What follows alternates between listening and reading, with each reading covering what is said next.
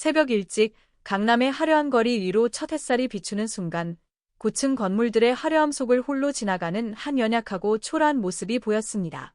68세의 김준호 씨, 마른 몸과 쇠약한 얼굴로 낡은 손수레를 밀며 반짝이는 화강암 길 위를 천천히 걸어갔습니다. 그의 걸음걸이는 매번 삐걱거리는 고통스러운 소리를 만들어냈고 그 소리는 주변의 고요함과 극명한 대조를 이루었습니다. 준호 씨는 힘이 거의 없었고 굳은 살 박힌 손과 낡아버린 슬리퍼 안에 달아버린 발은 그의 고단한 삶을 말해줍니다. 희끗희끗한 머리카락이 흐트러지고 주름이 깊게 새겨진 얼굴은 그의 인생의 고난을 고스란히 드러냅니다. 낡은 손수레 위에는 사람들이 무심코 버린 빈 병 하나, 종이 조각 하나까지도 조심스럽게 주워 담겨 있습니다. 누군가에겐 무가치한 이 물건들이 그에게는 하루하루를 버티게 해주는 소중한 생계 수단이었습니다. 갈증은 그의 몸에서 무언가를 고갈시키는 듯했지만 그는 조용히 걸음을 옮길 뿐 멈출 용기가 없었습니다. 고급 매장들을 지나칠 때마다 그는 거리의 카페에서 들려오는 웃음소리에 잠시 멈춰 섰습니다. 그것은 매일 아침 상류층이 모이는 유명한 카페였습니다. 그는 잠시 망설이다가 천천히 카페 쪽으로 발걸음을 옮겼습니다. 지나가는 사람들의 차가운 시선과 마주치자 그는 고개를 떨구고 말았습니다. 마음 깊은 곳에서 요로움이 서서히 밀려왔습니다. 카페 안으로 들어가 그는 고개를 숙이며 신 목소리로 조용히 말했습니다. 물 한 잔만 주시겠어요? 산수 카페의 공기는 그날 정적에 휩싸였다. 준호 씨가 문을 열고 들어오자 익숙했던 컵들이 부딪히는 소리, 커피가 끓는 소리, 그리고 활기찬 대화 소리가 갑작스럽게 멈췄다. 카페 안의 모든 시선이 한순간 그에게 향했다가 이내 피했다. 누구도 초라한 모습에 그와 마주하고 싶어 하지 않았다. 준호 씨는 떨리는 손으로 낡은 손수레를 꼭 붙잡으며 마지막 희망을 지키려는 듯 카운터 쪽으로 조용히 걸어갔다. 카운터 앞에 선 그는 마치 낯선 세계에 떨어진 이방인 같았다. 손님들의 차가운 시선, 직원들의 침묵은 공간을 숨막히게 만들었다. 그는 닳아버린 슬리퍼를 내려다보다가 고개를 살짝 들어 카운터 뒤에 서 있는 직원을 바라보았다. 그 직원은 젊은 남자 승민이었다. 승민은 팔짱을 끼고 냉소 가득한 눈빛으로 그를 바라보며 비웃음을 지었다. 여기 왜 오셨습니까? 승민은 차가운 목소리로 약간의 비아냥을 섞어 물었다. 이 카페는 당신 같은 사람은 안 받아요. 여기 물 한 잔에 5,000원이에요. 돈 있습니까? 그 말은 준호 씨의 가슴을 찌르는 강력한 주먹 같았다. 그는 아무 말도 하지 못하고 바닥을 내려다보며 목이 메는 감정을 억누르려 했었다. 승민의 눈에는 그가 투명한 존재로 비쳤다. 화려한 이 공간에 어울리지 않는 사람처럼 보였다. 주변 손님들의 시선 역시 격렬히 가득했고 그들은 들리지 않는 작은 이야기로 그를 비난했다. 근처에 앉아있던 한 여성이 옅은 미소를 띠며 친구에게 말했다. 저 할아버지 좀 봐. 마지막으로 배부르게 먹은 게 언제인지 모르겠네. 이런 고급 카페에 들어올 용기가 있나. 낮은 웃음소리가 흘러나왔고 아무도 낡은 손수레를 붙잡고 서 있는 준호 씨를 신경 쓰지 않았다. 자존심은 그를 떠나지 못하게 했지만 굴욕감은 너무나 컸다. 그는 단지 목마름을 달랠 한 잔의 물만 원했을 뿐인데 그것조차 왜 이렇게 어려운 걸까? 물 한 잔만 부탁합니다. 그가 약하게 말했다. 공간 속에서 사라질 것 같은 작은 목소리였다. 누구에게도 폐를 끼치지 않겠습니다. 물 한 잔만 주세요. 그의 조용한 요청은 공간의 분위기를 바꾸기에 충분하지 않았다. 승민은 조롱하듯 그를 쳐다보며 서슴없이 말했다. 여긴 공짜로 주는 게 없어요. 나가세요. 다른 손님들에게 불편을 주고 있잖아요. 그 말은 준호 씨의 가슴을 깊이 베는 날카로운 칼 같았다. 승민의 말 한마디 한마디는 그의 자존심에 상처를 냈다. 인간다운 삶의 가치를 지키며 살아왔던 그가 한 잔의 물을 부탁하는 것만으로 이런 모욕을 받아야 한다니. 주변 손님들은 여전히 대화를 나누며 아무렇지 않게 굴었고 아무도 그를 옹호하지 않았다. 무거운 침묵이 공간을 채우고 낡은 손수레에서 나는 삐걱거리는 소리만이 그가 한 걸음 한 걸음 내딛는 발소리를 대신했다. 결국 준호 씨는 참을 수 없는 굴욕감에 등을 돌렸다. 발걸음 하나하나가 점점 무거워졌다. 귓가에 비웃음이 맴돌았지만 그는 돌아볼 용기가 없었다. 그의 여윈 어깨가 떨렸고 눈물을 억누르려 했지만 실패했다. 그는 카페를 떠나며 수천 개의 마음의 상처를 안은 채 비틀거렸다. 그가 문을 나서는 순간 창가에 앉아있던 여성 지우가 그를 바라보았다. 그녀는 모든 상황을 목격하며 마음 깊이 아팠다. 그녀는 이런 불공평함을 그냥 두고 볼 수 없었다. 손에 든 휴대전화를 들어 준호 씨가 모욕당하는 장면을 녹화하며 실망 가득한 눈빛을 보였다. 이대로 지나칠 순 없어. 그녀는 속으로 생각하며 손가락을 살짝 떨며 게시 버튼을 눌렀다. 지우가 올린 영상은 순식간에 퍼져나갔고 수천 명의 사람들의 주목을 받았다. 그들은 준호 씨가 겪은 부당함에 대해 분노했다. 고급 카페에서 벌어진 작은 사건은 계층 차별과 자존심에 관한 큰 이야기가 되어 커뮤니티 전역에 퍼지기 시작했다. 준호 씨가 상수 카페에서 걸어 나올 때 그의 온몸은 완전히 지쳐버린 듯 보였다. 창문 밖에서 비치는 빛이 그의 작은 발걸음을 비추며 계속 걸으라고 재촉하는 듯했지만 그의 마음은 무거웠다. 방금 받은 모욕의 말들이 그의 가슴에 얹어 있었다. 그는 더 이상 자신의 여정을 계속할 힘이 없었다. 몇 걸음 걷지도 못하고 그는 작은 골목 모퉁이에 멈춰 앉아 오래된 실크 손수건으로 이마에 땀을 닦았다. 땀과 눈물이 섞였지만 그는 소리 내어 울지 않았다. 그저 떨리는 손으로 손수건을 꽉 쥐고 있을 뿐이었다. 마치 산산조각 난 자존심의 마지막 한 조각이라도 지키려는 듯이. 그의 마음이 아팠던 이유는 배고픔 때문이 아니었다. 그것은 주변 사람들의 무관심 때문이었다. 서울처럼 현대적이고 풍요로운 도시에서 사람들의 따뜻한 마음이 부족한 현실은 그를 이방인처럼 느끼게 했다. 그는 젊었을 때를 떠올렸다. 삶이 이렇게 고되지 않았던 시절, 가족이 있었던 때, 그리고 자신을 자랑스러워할 수 있었던 때를. 이제는 모든 것이 희미한 기억에 불과했다. 그때 지우라는 여성이 근처 카페에서 그가 모욕받는 장면을 담은 영상을 보고 있었다. 그녀는 핸드폰 화면을 응시하며 그 영상이 여전히 그녀의 마음을 뒤흔들고 있었다. 지우는 모든 것을 목격했다. 경멸 어린 눈빛, 독설 같은 말들, 그리고 준호 씨가 고통을 숨기려는 듯 눈을 감고 가만히 서 있던 모습을. 카페의 활기찬 분위기 속에서 그녀는 실망과 동시에 강한 결심에 휩싸였다. 그녀는 핸드폰을 들고 그 영상을 소셜미디어에 올리기로 했다. 불안과 걱정이 밀려왔지만 그녀는 이 부당함을 묵인할 수 없었다. 그녀는 이렇게 적었다.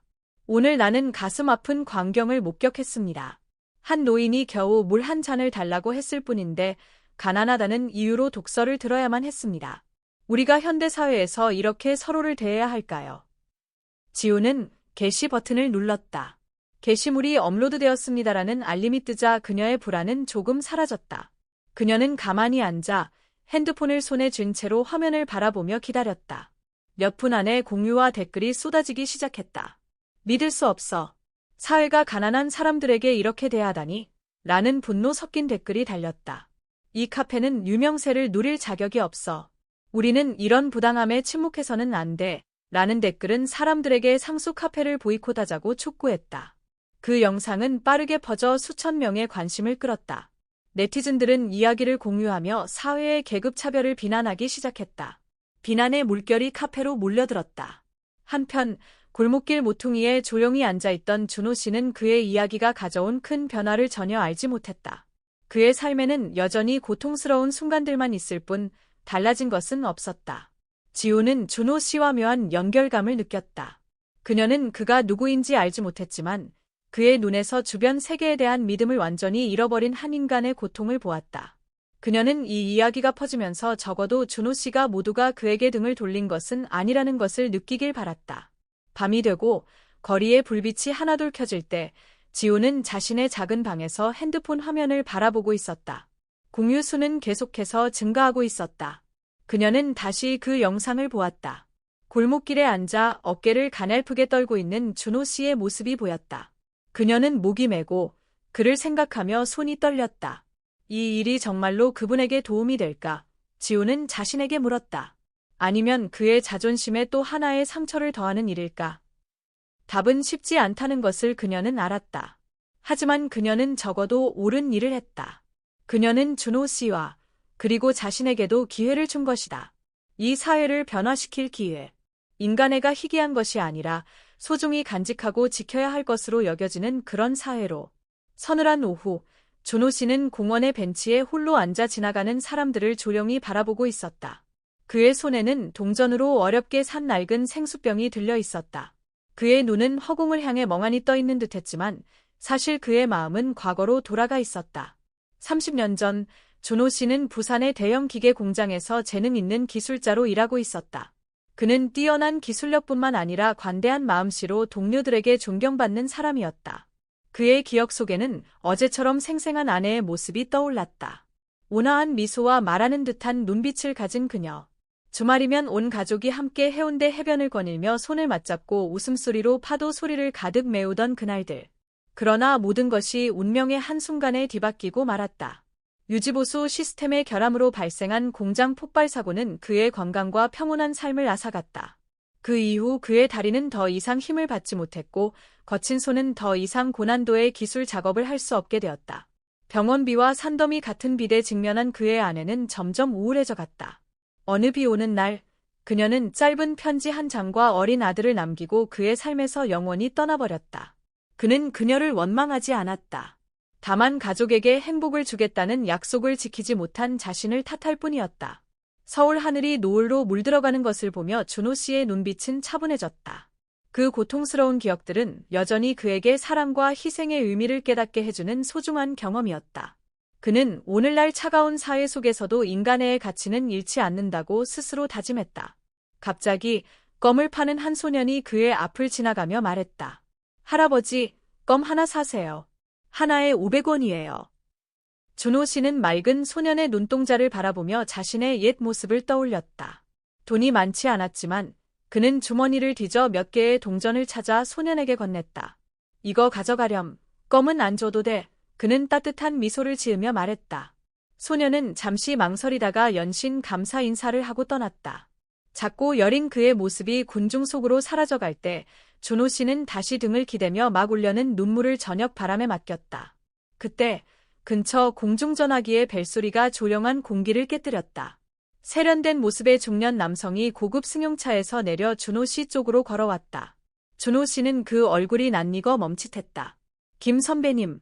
남자는 큰 소리로 부르며 울먹였다. 저예요. 현우예요. 기억나세요? 준호 씨는 눈을 깜빡이며 기억을 더듬었다. 그 이름, 그 눈빛, 그의 머릿속에 점차 떠올랐다. 20년 전 자신이 위험한 사고에서 구해낸 동료가 바로 그 사람이었다. 현우, 너? 내가 현우구나. 그는 믿을 수 없다는 듯 더듬거리며 말했다. 남자는 고개를 끄덕이며 눈물을 흘렸다. 풍파를 겪은 듯한 그의 얼굴에서 눈물이 흘러내렸다. 그는 준호 씨 앞에 무릎을 꿇고 그의 마른 손을 붙잡으며 감격에 차말했다. 김 선배님, 선배님이 아니었다면 저는 그날 살아남지 못했을 거예요. 지난 수년간 선배님을 찾아 헤맸는데 이제야 이렇게 뵙게 되었어요. 이런 상황에 계신 선배님을 보며 그냥 지나칠 수는 없습니다. 꼭 은혜를 갚겠습니다. 준호 씨는 아무 말도 하지 못하고 멍하니 그리고 감격 섞인 눈빛으로 그의 앞에 있는 남자를 바라보았다. 그의 마음속 오래된 상처들은 가족처럼 여겼던 한 사람의 따뜻한 마음으로 조금씩 치유되고 있었다. 공원에서 박현우 씨는 준호 씨를 외곽에 있는 낡은 하숙집으로 데려갔다. 방은 10제곱미터도 되지 않는 작은 공간으로 낡은 싱글 침대와 줄에 걸린 몇 벌의 옷들이 현우 씨를 먹먹하게 만들었다. 책상 위에는 오래된 전기밥솥과 유통기한이 지난 몇 개의 라면 봉지가 조용히 놓여 있어 이곳 생활의 어려움을 적나라하게 드러내고 있었다. 준호 씨는 현우의 갑작스러운 방문에 여전히 당황한 채 작은 방 안에 서 있는 성공한 젊은이를 바라보았다. 떨리는 목소리로 그는 말했다. 현우야, 너는 나에게 신경 쓸 필요 없어. 나는 이렇게 사는 것에 익숙해. 너만 잘 살면 그걸로 나는 충분해. 그 말을 들은 현우는 다시 준호 씨 앞에 무릎을 꿇으며 눈가가 붉어졌다. 아니에요. 김 아저씨. 아저씨는 제 생명의 은인이에요. 그 해 아저씨가 폭발 속에서 저를 구하지 않았다면 지금의 저는 없었을 거예요. 저는 아저씨를 이렇게 살게 둘 수 없어요. 아저씨는 제 은인일 뿐만 아니라 제 스승이자 두 번째 아버지세요. 현우의 진심 어린 목소리와 눈빛은 준호 씨를 눈물 짓게 했다. 그는 고개를 저으며 현우의 말 한마디 한마디가 지난 세월 동안 쌓인 마음의 상처를 어루만지는 것을 느꼈다. 현우야, 나는 보답받기 위해 그런 일을 한 게 아니야. 그저 옳은 일을 했다고 생각했을 뿐이야. 이 세상은 양심에 따라 사는 사람들이 필요해. 그는 슬프지만 평온한 눈빛으로 말했다. 현우는 더 이상 아무 말도 하지 않고 준호 씨의 여인 두 손을 조심스럽게 잡으며 깊은 감사의 마음을 전하려 했다. 다음 날 현우는 의사팀과 함께 돌아와 준호 씨의 건강 상태를 점검했다. 검사 결과 준호 씨는 영양실조와 과거 사고로 인한 후유증으로 건강이 매우 약하다는 것이 드러났다. 현우는 준호 씨를 자신의 집으로 모셔와 치료를 받게 하기로 결심했다. 김 아저씨, 더 이상 여기 계시게 할 수 없어요. 이제부터는 제가 아저씨를 가족처럼 보살필 거예요. 아저씨가 편히 지내실 수 있도록 넓은 아파트를 마련했어요. 이것은 아저씨께서 제 목숨을 구해주신 은혜에 보답하기 위해 제가 해야 할 일이에요. 현우는 결의에 찬 눈빛으로 말했다. 현우의 진심 어린 눈빛을 보고 준호 씨는 더 이상 반대하지 않았다. 그의 마음은 새 아파트 때문이 아니라 오랜 세월 만에 누군가로부터 사랑받고 존중받는다는 느낌 때문에 따뜻해졌다. 새 아파트에 도착한 준호 씨는 넓고 아늑한 공간에 놀라움을 감추지 못했다. 모든 것이 완벽하게 준비되어 있었고 거실 중앙에는 큰 식탁이 놓여 있었다. 현우는 그를 깔끔하게 정돈된 작은 방으로 안내하며 말했다. 김 아저씨, 여기가 아저씨 방이에요. 필요한 건 모두 준비해 두었어요. 혹시 부족한 게 있으면 저한테 말씀만 하세요. 그는 부드럽게 미소 지으며 말했다. 현우의 세심함 앞에서 준호 씨는 말을 잇지 못했다. 그는 생애 처음으로 이토록 따뜻한 대접을 받아본 듯한 기분에 마음이 한없이 부드러워졌다. 고맙다, 현우야. 정말 뭐라고 말해야 할지 모르겠구나. 그는 목이 메인 목소리로 말했다. 그렇게 말씀하시면 안 돼요. 아저씨가 없었다면 지금의 저도 없었을 거예요. 현우는 존경심 가득한 눈빛으로 답했다. 그날 저녁 아파트의 고요한 공간에서 현우와 준호 씨는 함께 앉아 지난 추억을 되새겼다. 현우는 지금까지 자신이 걸어온 힘겨운 길에 대해 이야기했다. 아저씨, 아시죠? 제가 힘들 때마다 폭발 사고 때 저를 구해주시던 아저씨 모습이 떠올랐어요. 위험을 무릅쓰고 저를 구해주셨던 그 모습이 저를 더 잘 살게 하는 원동력이었어요. 아저씨의 희생을 헛되게 하지 않으려고요. 그는 감정에 북받친 목소리로 말했다. 준호 씨는 고개를 끄덕이며 눈을 감았다. 그래, 현우야. 나는 내가 그런 따뜻한 마음을 잃지 않기를 바란다. 세상이 아무리 힘들어도 도움이 필요한 사람들을 잊지 말아라. 내가 그걸 해낼 수 있다면 나는 그것만으로도 충분하다. 거실의 조명이 준호 씨의 나이든 얼굴 위로 은은히 비추며 오랜 세월의 고단함을 덜어낸 듯했다. 현우와 함께하는 시간 속에서 그는 잃어버린 가족과 무엇보다도 인간애에 대한 믿음을 다시금 되찾았다. 한 주 후 준호 씨가 새로운 아파트로 이사한 뒤 박현우 씨는 사회가 자비에 대한 인식을 바꿀 필요가 있다고 판단하여 필요한 행동에 나서기로 결심했습니다. 그는 준호 씨에 대한 모욕이 발생했던 장소이자 소셜미디어에서 분노의 물결이 시작된 장소인 상수카페에서 기자회견을 열었습니다. 그날 카페는 기자들과 언론인들, 그리고 인권 분야에서 유명한 몇몇 인사들로 북적였습니다. 방 한가운데에는 마이크가 준비된 작은 연단이 자리 잡고 있었습니다. 연단 뒤에 설치된 대형 스크린에는 카페에서 벌어진 사건의 영상이 재생되고 있었고 무거운 분위기를 더욱 짙게 만들었습니다. 영상이 끝나자 박현우 씨가 연단에 올랐습니다. 그의 세련된 외모와 단호한 눈빛은 모두를 그가 어떤 말을 할지 궁금하게 만들었습니다. 오늘 이 자리에 참석해 주신 여러분께 감사드립니다. 라며 현우 씨는 또렷하면서도 따뜻한 목소리로 입을 열었습니다. 저는 이 자리에서 특정 카페나 개인을 비판하려고 온 것이 아닙니다. 저는 우리 사회에 스며든 무관심이라는 더 큰 문제에 대해 이야기하려고 합니다. 그는 깊이 숨을 들이마시며 주목하는 청중들의 얼굴을 하나하나 바라보았습니다. 영상 속 남성은 김준호 씨입니다. 많은 사람들에게 그는 강남의 화려함 속에서 폐지를 줍는 한 노인으로 보일 수 있습니다. 그러나 저에게 그는 20년 전 산업재해 사고에서 제 생명을 구해준 은인입니다. 만약 그가 아니었다면 지금의 저는 존재하지 않았을 것입니다. 방 안은 웅성거리기 시작했습니다. 현우 씨는 손을 들어 조용히 하고 말을 이었습니다. 한때 자신의 몸을 희생하며 타인의 생명을 구한 사람이 이제는 단지 가난하다는 이유로 냉혹하게 대우받고 있는 현실을 상상해 보십시오. 우리는 과연 우리의 자비심이 어디로 갔는지, 예 물질과 편견이 인간애를 압도하게 되었는지 스스로 물어본 적이 있습니까? 방 안은 조용해졌고 가벼운 숨소리만 들렸습니다. 현우 씨는 방 한쪽 구석에서 나이든 눈빛으로 감정을 억누르고 있는 준호 씨를 바라보았습니다. 김 아저씨, 저는 아저씨께 그리고 이 자리에 있는 모든 분들께 진심으로 감사하다고 말하고 싶습니다. 아저씨가 저를 구해주신 것뿐만 아니라 희생과 진정한 선의의 의미를 가르쳐 주셨기 때문입니다. 저는 아저씨에게 갚을 수 없는 은혜를 졌습니다. 현우 씨는 준호 씨를 향해 깊이 고개를 숙였습니다. 이 행동은 방 안의 감정을 터뜨리는 계기가 되었습니다. 몇몇 기자는 손수건으로 눈물을 닦았고 가늘고 조용한 흐느낌이 울려 퍼졌습니다. 준호 씨도 눈물을 참으려 했지만 긴 세월 간직했던 눈물이 뺨을 따라 흘러내렸습니다. 그는 일어나서 떨리는 목소리로 말했습니다. 현우야, 내가 이런 걸 바라지는 않았다. 하지만 이 일이 우리 사회를 더 나은 곳으로 만들 수 있다면 나도 그 작은 일부가 되길 기꺼이 희망한다. 사람들에게 작은 친절도 한 사람의 인생을 바꿀 수 있다는 것을 잊지 않길 바란다. 방 안은 일제히 박수로 가득 찼습니다. 그 박수는 단순한 형식적인 박수가 아니라 준호 씨의 인간애와 고난을 이겨낸 의지에 대한 인정이었습니다. 기자회견 이후 여론은 더욱 뜨거워졌습니다. 준호 씨의 이야기는 사회의 무관심에 대한 경고일 뿐만 아니라 많은 사람들에게 영감을 주었습니다. 해시태그 삽사인 자비는 차별하지 않는다는 소셜미디어에서 퍼져나가며 많은 글과 토론, 그리고 불우한 사람들을 돕기 위한 구체적인 행동을 불러일으켰습니다. 한때 무관심의 상징이었던 상수 카페는 이제는 심한 비난의 대상이 되었습니다. 카페 주인이 공개적으로 사과하고 사건을 일으킨 직원을 해고했음에도 불구하고 불매운동은 멈추지 않았습니다. 결국 2주 만에 카페는 영구적으로 문을 닫아야 했습니다.